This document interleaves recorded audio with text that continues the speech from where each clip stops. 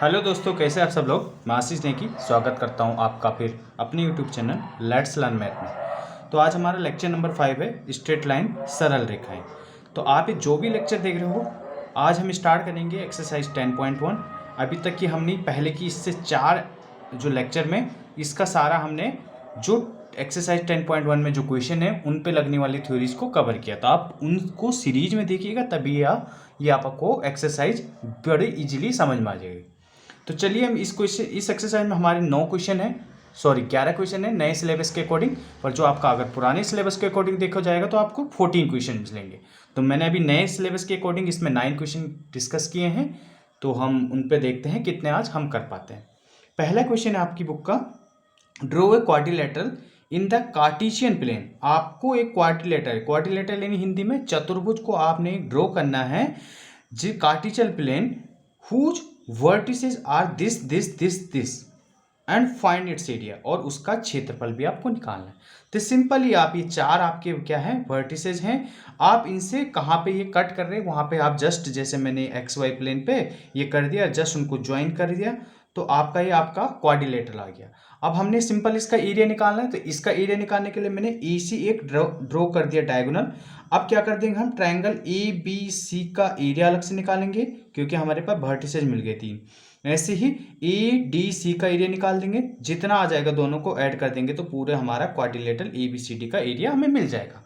अब वर्टिसेस अगर हमारे पास गिवन हो ट्रायंगल्स की, तो उसका एरिया क्या होता है आपके पास, उसका एरिया सिंपली आपके पास क्या होता है, अगर आपके पास तीनों वर्टिसेस गिवन है तो 1/2 modulus of x1 y2 minus y3 y2 minus y3 plus x2 y3 में से y1 minus plus x3 into y1 minus y2। ये मैंने लेक्चर नंबर 1 में अच्छे से डिस्कस किया, तो आप वहाँ से भी देख सकते हैं। तो जस्ट मैंने पहले आप किसके लिए देखा, हमने ट्राइंगल ABC के लिए देखा। यहाँ से ट्राइंगल ABC के लिए इसके तीनों वर्टिसेस किए हैं, एक को x1 y1 मान लो, दूसरे को x2 y2, तीसरे को x3 y3। जस्ट मैंने यहाँ पे उनको पुट किया और जस्ट इसको जब सॉल्व किया तो आपकी वैल्यू आ गई 29 यूनिट स्क्वायर। यूनिट हमारे पास यहाँ पे दे नहीं रखी, यूनिट दिस मीन्स कि ये सेंटीमीटर में है मीटर में, तो हमने जस्ट यूनिट, क्योंकि एरिया स्क्वायर में आता तो स्क्वायर लिख दिया। इसी टाइप से जो दूसरा ट्राइंगल आपका ACD उसका भी हमने निकाला, उसके लिए 3 पॉइंट है, एक को x1 y1 मान लिया, दूसरे को x2 y2, तीसरे को इसी टाइप से जस्ट इसका भी निकाल लिया। दोनों को हमने ऐड कर दिया तो हमारे पास एरिया ऑफ किसका आ जाएगा, क्वाड्रिलेटरल ABCD। तो दोनों को दिस ऐड करके ये हमारा 121/2 यूनिट स्क्वायर आ गया। समझ में आई बात आपको। चलिए क्वेश्चन नंबर 2 इसका डिस्कस करते हैं हम एक बार फिर। उसमें बोला है द बेस ऑफ क्वाड्रिलेटरल, यानी किसी क्वाड्रिलेटरल का बेस यानी आधार, किसी चतुर्भुज का आधार quadrilateral triangle with side 2a, जिसका साइड 2a है, lie along the y axis के अलोंग क्या कर रहा है, लाई कर रहा है, such that mid point of the base is at origin, और जो उसका मिड पॉइंट है कहाँ पे, यानी मिड पॉइंट यानी बीचों बीच वाला पॉइंट कहाँ पे है, ओरिजिन पे है। तो आपको फाइंड वर्टिसेस ऑफ ट्रायंगल, तो ट्रायंगल के वर्टिसेस निकालने हैं। चलिए जैसे उसने बोला है, हमने XY प्लेन पे देखो बेस उसने क्या बोला है आपका विद साइड 2a, किसके अलोंग बोला उसने, y एक्सिस के, तो यानी कि y एक्सिस के अलोंग हमने इसकी साइड ले ली। और बेस किस पे बोला उसने, बेस एट ओरिजिन पे, ओके, बेस एट ओरिजिन पे, यहाँ पे sorry mid point of the base का जो मिड पॉइंट है ओरिजिन पे करेगा, तो दैट मीन्स ये आएगा आपके पास। तो यानी कि आपके पास ABC एक ट्रायंगल आ चुका है, तो यानी कि जब अब देखो ABC ट्रायंगल आ गया, साइड इसकी AB equals to BC and AC बोलो चाहे CA, दो सब आपके पास क्या होंगे 2A, क्योंकि ये आपका इक्विलेटरल ट्रायंगल है। Okay, something is missing in question, I will check. Sorry यहाँ पे क्वाड्रिलेटरल नहीं था, इक्विलेटरल ट्रायंगल था। Okay, equilateral triangle with side 2a along the y axis के अलोंग। ओके, यानी y एक्सिस के अलोंग कैसे कि दोनों साइड में ये, तो यानी कि दिस जिसका बेस 2a है, ओके, और मिड पॉइंट कहाँ पे, ओरिजिन पे लाई कर रहा था, यानी तीनों ही जो साइड है AB BC और AC की क्या हो जाएगी 2a।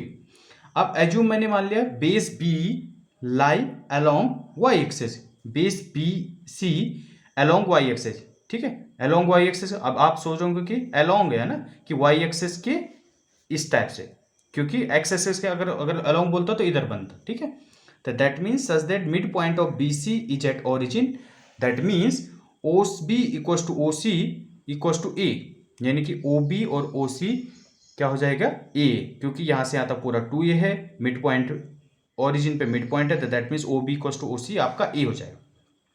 अब कोऑर्डिनेट हो जाएंगे किसके, सी के, ओ ए जीरो एंड बी के क्या, यहाँ पे जीरो, सॉरी हाँ सॉरी जी, इसके हो जाएंगे माइनस ए और जीरो।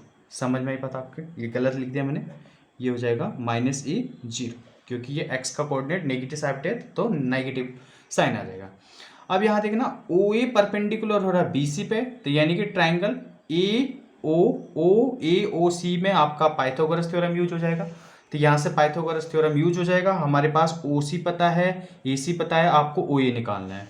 तो हम जानते हैं ए सी हाइपोटेनियस है, तो ए सी का स्क्वायर इक्वल्स टू ओ ए के स्क्वायर प्लस ओ सी का स्क्वायर, जिसकी वैल्यू पता है रख दीजिए, जो आपको निकालना है पता चल जाएगा। तो दैट मीन्स ओ ए आपका आ चुका है स्क्वायर रूट 3 इंटू ए, यानी कि ओ ए आपका स्क्वायर रूट 3 इंटू ए आएगा। ओ ए का मतलब इसकी डिस्टेंस है, तो दैट मीन्स ये वाला कौन सा पॉइंट होगा आपका, स्क्वायर रूट 3 इंटू ए, तो यानी कि कोऑर्डिनेट ऑफ ए। अब देखो अगर नेगेटिव साइड जाते हैं हम यहाँ, तो यहाँ क्या हो जाएगा माइनस, हाँ वाई का कोऑर्डिनेट है ना, तो यानी कि हाँ सॉरी, तो यानी यहाँ से क्या आ जाएगा आपके पास, तो कोऑर्डिनेट ऑफ ए क्या आ जाएंगे, plus minus square root 3 into A, sorry यहाँ पे गलत लिख दिया ये, क्योंकि वाई के उसमें है, तो ये आएगा 0 into plus minus square root 3 into A, कुछ इस टाइप से है। समझ में बात, तो यानी कि जो वर्टिसेज है वो इक्विलैटरल ट्रायंगल के आपको ये मिल चुके हैं। समझ में आई बात आपको, ये यहाँ पे भी ये सही कर लेना कुछ, 0 स्क्वायर रूट 3 इंटू ए, और यहाँ पे भी 0 into 0 minus square root 3 into A. समझ में आई बात आपको, ये था। चलिए क्वेश्चन नंबर आप 3 समझते हैं। Question number 3, find the distance between P and Q। First P Q is parallel जब y एक्सिस के हो, सेकंड में पी क्यू पैरेलल हो x एक्सिस के, तो सिंपल यहाँ पे डिस्टेंस फॉर्मूला आ जाएगा।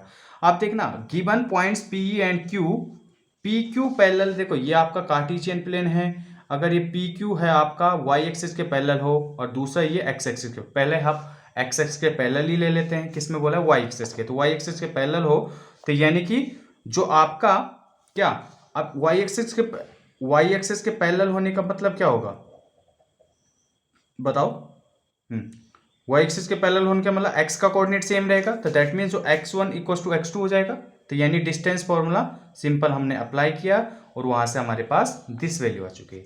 अगर x एक्सिस के पैरेलल होगा तो यानी कि y की जो कोऑर्डिनेट्स है वो आपकी इक्वल रहेंगे उस पर, तो that means y1 equals to y2, just हमने रखा और हमारी ये वैल्यू मिल चुकी। समझ में आई बात आपको। क्वेश्चन नंबर 4 देखिएगा, find a point on x axis पे which is equidistance from the point this and this, मतलब आपको x एक्सिस पे वो वाला पॉइंट फाइंड आउट करना है जिसकी डिस्टेंस इस एंड इस पॉइंट से बराबर होगी। तो दैट मीन्स सपोज मैंने कोई एक पॉइंट मान लिया A0 जो कि x एक्सिस पे है और जिसकी distance OA equals to OB बराबर है, तो that means according to question क्या हो जाएगा, OA equals to OB, just आप डिस्टेंस फॉर्मूला अप्लाई कीजिएगा। अब देखो डिस्टेंस फॉर्मूला चाहे x2 माइनस x1 बोलो चाहे x1 माइनस x2 का स्क्वायर बोलो, क्योंकि स्क्वायर है तो वैल्यू सेम ही होगी, है ना। तो जस्ट मैंने अप्लाई किया, अब आपने क्या कर दिया यहाँ से बोथ साइड स्क्वायरिंग किया, तो यानी बोथ साइड स्क्वायरिंग किया तो स्क्वायर रूट से स्क्वायर कैंसिल आउट, जस्ट ये आपने सॉल्व किया तो ये आपके जो पॉइंट आए ए की वैल्यू 15/2 आ चुकी है, तो दैट मीन्स आपका वो वाला कौन सा पॉइंट हुआ 15/2 और 0। आप नोट करने में दिक्कत मत कीजिएगा, मैं ये सारे नोट्स आपको भेज दूंगा। ओके चलिए अगला क्वेश्चन देखिएगा, question number 5, find the slope of a line. आपको उस लाइन की स्लोप फाइंड आउट करनी है whose passes through the origin, जो कि एक ओरिजिन से पास हो रहा है, and mid point of the line segment joining this and this point. मतलब आपको ऐसे लाइन की स्लोप फाइंड आउट करनी है जो पास हो रहा एक तो origin and mid point of in these points का, मतलब इन दोनों पॉइंट का जो मिड पॉइंट है और ओरिजिन से जो लाइन पास हो रही है उसका स्लोप आपको फाइंड आउट करना है। समझ में बात आपको, समझने का मतलब सपोज ये आपकी ये जो पॉइंट है इनका हमने मिड पॉइंट निकाला सी, ओके सी, ओके सपोज हाँ ये सी यहाँ पे आ गया है ना, ये कुछ ओरिजिन है, तो इन लाइन से जो पास हो रही है उसकी आपको स्लोप फाइंड आउट करनी है। ये मिड पॉइंट हमें कब मिलेगा, जब ये पॉइंट और ये पॉइंट हमें दिए हैं, तो इनको मिड पॉइंट का आपका फॉर्मूला क्या होता है, आपका x1 प्लस x2 अपॉन 2 और y1 plus y1 upon 2, just इसमें अप्लाई किया तो आपका जो मिड पॉइंट है, सपोज मैंने c मान लिया, उसको 4 and -2 आ चुका है। ये मैंने लेक्चर 1 और लेक्चर 2 में मेरे मिड पॉइंट वाला फॉर्मूला है उसका, अगर आपको डिटेल देखना तो वहां से आप जा सकते हैं। अब we know that slope m of a non vertical line, किसी लाइन कोई नॉन वर्टिकल लाइन है जिसकी स्लोप m है, which pass through in these points, तो उसकी जो आपका क्या होता है slope y2 minus y1 upon x2 minus x1। Just आपके पास ये पॉइंट है, अब पॉइंट आपके पास कौन सी थी, कौन सी लाइन होगी हो जो इन दोनों पॉइंट से हो रही है। अब ये पॉइंट कहां से मिला हमारे पास, जो आपके पास उसने पॉइंट दिए थे उनका मिड पॉइंट था ये, और दूसरा उसने ओरिजिन बोला था। तो क्वेश्चन में क्या बोला था, आपको उस लाइन की स्लोप फाइंड आउट करनी है जो ओरिजिन और mid point of these 2 point से जाती है। समझ में आई बात, तो जस्ट आपने यहां से स्लोप फाइंड आउट कर लिया, तो स्लोप आई इसकी -1/2। समझ में आई बात आपको।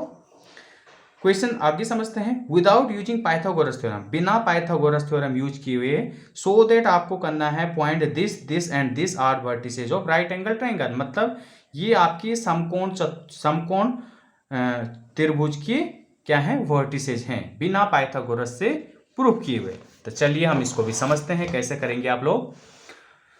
सपोज मैंने ये बना लिया कुछ राइट एंगल ट्रायंगल, ये ए है, ये बी है, ये सी है। सपोज अभी हमें पता नहीं ए कौन सा है, एस बी कौन सा है, सी, ठीक है, ये वर्टिसेज मान लिए मैंने। अब हम ये भी जानते हैं स्लोप m किसी नॉन वर्टिकल लाइन की हो जो पास हो रही है दिस एंड दिस पॉइंट से, तो उसकी स्लोप आपकी ये होती है m equals to y2 minus y1 upon x2 minus x1। अब मैंने ये मान लिया स्लोप ऑफ m1, ठीक है, अगर m1 A B line, slope of A B side की स्लोप मैंने m1 मान ली, उसको फाइंड आउट किया। Slope of B C line की मैंने m2 मान ली, उसको फाइंड आउट कर लिया हमने इस फॉर्मूले से। स्लोप ऑफ ए सी या सी ए लाइन की बोलो, उसको मैंने m3 मान लिया, उसकी हमने ये फाइंड आउट कर लिया।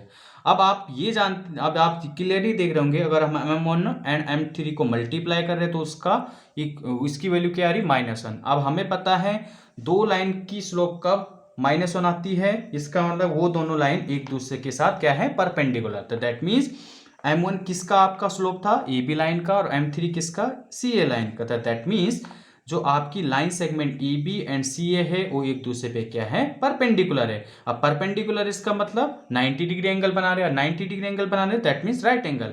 अब देखो ए बी और ए सी में कौन सा कॉमन आ रहा है, सी, तो दैट मीन्स सॉरी कौन सा कॉमन पॉइंट आ रहा है, ए, तो दैट मीन्स वो ए पे क्या बनाएगा, राइट एंगल। तो ए वाला कोऑर्डिनेट कौन सा था, 4 4, तो यानी कि given triangle is right angle at A पे। समझ में आई बात आपको। तो हैंस जो ये इसके तीनों वर्टिसेज है राइट एंगल ट्रायंगल के हैं। क्लियर इतनी बात। आगे समझते हैं हम, find the slope of line, आपको उस लाइन की स्लोप फाइंड आउट करनी है which makes an angle of 30 degree, जो एक तो 30 डिग्री एंगल बना रहा with the positive direction of Y axis, Y axis की पॉजिटिव डायरेक्शन की ओर, मेजर एंटी क्लॉकवाइज। तो यहां देखना वाई एक्सेस के साथ वो कितना डिग्री का एंगल फाइंड आउट कर रहा है, 30 डिग्री का। सपोज ये आपके पास इस टाइप से देखना, ये बड़ा अच्छा क्वेश्चन है, ये वाई एक्सेस है, यहाँ वो 30 डिग्री का एंगल बना रहा यहाँ से। अब वाई एक्सेस ये शुरू होता, तो दैट मीन्स अगर ये नॉन वर्टिकल लाइन है, ये यहाँ से 30 डिग्री है। समझ में आई बात आपके। तो अगर हम एक्स एक्सेस से बात करते हैं तो एक्स एक्सेस से कितना होगा, ये 90 तो पहले ही है और प्लस 30, तो एक्स एक्सेस से यहाँ अगर बात करते हैं एंटी क्लॉकवाइज है तो 90 + 30 डिग्री, तो एक्स एक्सेस के साथ देखते हैं तो ये 120 डिग्री होगा। समझ में आई बात आपको। तो यही लिखा है मैंने, given angle will be positive direction of X axis, measure anti clockwise is 90 + 30 degree, तो दैट मीन्स 120 डिग्री। समझ में आई बात। अब we know that slope of line when theta is given, अगर थीटा जब गिवन हो, क्योंकि हमारे पास थीटा गिवन है, तो क्या होता है m = tan थीटा।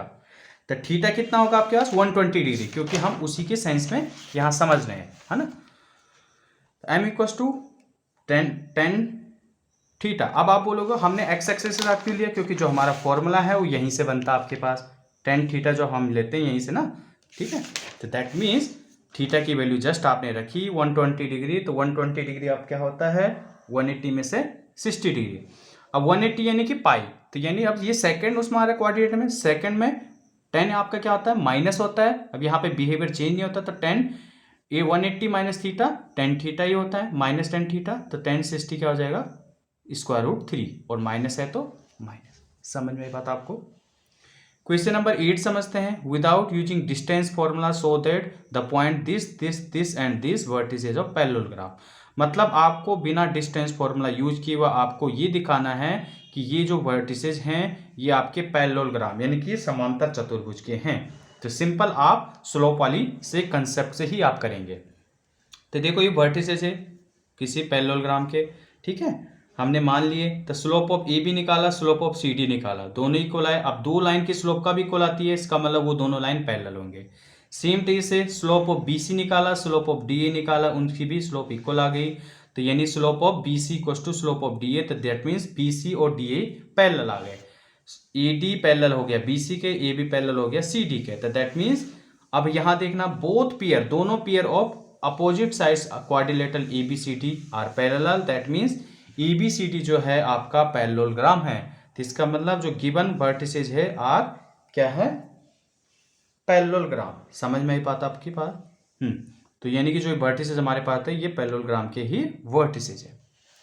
अगला क्वेश्चन समझते हैं। Find the angle between the x axis. आपको वो एंगल फाइंड करना है जो x axis and line joining the this point, मतलब कि आपको वो वाला एंगल फाइंड आउट करना है जो एक्स एक्सिस के साथ एंड ऐसी लाइन जो इन दोनों पॉइंट से क्या हो रही है ज्वाइन हो रही होगी। ओके समझ। तो slope of line join this and this point आपका क्या आ जाएगा m इक्वल टू दिस, तो यहां से -1 कैसे निकाला y2 - y1 upon x2 - x1। Okay अब आपके पास थीटा कितना है, एंगल थीटा है ना, तो tan थीटा इक्वल टू -1, क्योंकि m equal to tan theta होता है ना, तो tan theta equal to m की वैल्यू हम निकाल चुके हैं -1 होने का मतलब कि tan 180 - 45, क्योंकि tan 180 - थीटा क्यों होता है आपके पास, यहाँ पे लिख लेते हैं हम tan 180 - theta equal to -tan theta होता है ना। तो यानी वही चीज़ है यहाँ पे। तो दैट मीन्स थीटा की वैल्यू आपकी 180 - 45, दैट मीन्स 135 डिग्री। अगले क्वेश्चन समझते हैं। Question number 10। The slope of line is a double, slope of line है double is double the slope of another line. किसी लाइन की जो स्लोप है वो किसी दूसरे लाइन का डबल है, ठीक है। If tangent of angle between them is इतना 1/3, ठीक है। और इफ अगर टेंजेंट है किसका of the angle between is 1/3, तो find slope of the lines, मतलब जो आपकी स्लोप ऑफ लाइन है वो आपको फाइंड आउट करनी। समझ में आई बात आपको। तो मैंने मान लिया let m and m1 be the slope of two lines, और कंडीशन क्या है m1 इक्वल टू 2m, क्योंकि एक लाइन की जो स्लोप है दूसरे लाइन का डबल है। ओके तो मैंने ये मान लिया। अब हम जानते हैं we know that if theta is angle between the lines L1 and L2 with slope m1 and m2, तो that means tan theta is equals to modulus of m2 minus m1 plus upon 1 plus m1 into m2। ये मैंने lecture number 4 में होगा, तो आप ये देख सकते हो अच्छे से। अब आपके पास गिवन है जो स्लोप है 1/3 है, स्लोप होने का मतलब tan थीटा, क्योंकि यहाँ tan थीटा के केस में दिया, तो जस्ट मैंने इसमें रखी वैल्यू, तो 1/3 equal to modulus of, condition रख दी m2 मैंने m ले लिया, और m1 की वैल्यू क्या है आपके पास 2m, ठीक है, जस्ट ये रखा, ठीक है। अब यहाँ पे दो कंडीशन बन रही है, एक m1 1/3 इक्वल टू, देखो कंडीशन क्योंकि यहाँ पे मॉडुलस वैल्यू है, मॉडुलस वैल्यू हमेशा दो वैल्यू देगा, तो एक बार प्लस में और m1 और 1/3 दूसरा नेगेटिव में, ठीक है। तो जस्ट इसको सॉल्व किया, तो आपका अगर केस फर्स्ट ये वाला रहता है, तो इसको सॉल्व करने के बाद आपके पास जो आएंगे केसेस m1 इक्वल टू -1 और m इक्वल टू -1/2। अगर आपका m -1 है तो उस केस में जो स्लोप ऑफ लाइन्स होगी -1, और उसका क्योंकि डबल होगा तो -2। अगर m इक्वल टू -1/2 होगा तो उस केस में स्लोप क्या होंगी आपकी लाइन्स की -1/2 एंड -1। समझ में आई बात। और आपका अगर आप केस 2 ये वाला लेते हो, तो इस केस में भी आपके पास दो कंडीशन आएंगी, जिसमें आपके पास 4 स्लोप निकलेंगी, ठीक है। तो इसको जब आपने सॉल्व किया तो यहाँ से इफ m इक्वल्स टू 1 आया तो उसकी इसमें स्लोप 1 and 2 आया, और अगर m इक्वल्स टू 1/2 आया तो उसकी इसमें स्लोप 1/2 and 1 आया। समझ में आई बात आपको? तो इस टाइप से जो स्लोप ऑफ लाइन्स आई आपके पास क्या आएगी, या तो -1 and -2 होंगे, या -2 and -1/2 होंगे, या 1 and 2 होंगे, या 1/2 and 1 होंगे। तो ये आपके पास 4 आएंगे। समझ में आई बात आपको? चलिए क्वेश्चन नंबर 11 समझते हैं आपका। क्वेश्चन नंबर 11 है आपके पास, यहाँ पे क्या दिया है आपके पास, a line pass through this and this point if slope of line is m, so that आपको ये करना है ना। मतलब slope of line pass through this and this, तो हम जानते हैं क्या होता है, 2 पॉइंट्स हो गए ना, तो y2 - y1 upon x2 - x1। तो ये आप सपोज ट्रीट कर लीजिए आप, ये x2 - x2 y2 है, तो x2 की जगह आपके y2 की जगह आपके पास k है, और y1 की जगह y1 ही है, x2 की जगह आपके पास h है, और x1 की जगह x1 है। अब it is given that slope of line is m, तो m इक्वल्स टू क्या हो जाएगा, y2 - y1 upon x2 - x1। Just इसको रेसिप्रोकल किए तो आपको जो प्रूव करना था वो हमारे पास आ चुका है। समझ में बात आपकी? तो ये हमने 10.1 एक्सरसाइज पूरा कंप्लीट कर चुके हैं। अब हम नेक्स्ट एक्सरसाइज में कुछ इससे और जो आगे इस चैप्टर में यूज होने वाले फॉर्मूलाज हैं उन पर डिस्कस करेंगे। तो आप ये जो भी ये लेक्चर देख रहे हो आप पूरे सीरीज में देखिएगा, तभी आपको ये बेटर समझ में आएंगे। चलिए मिलते हैं, तब तक के लिए बाय।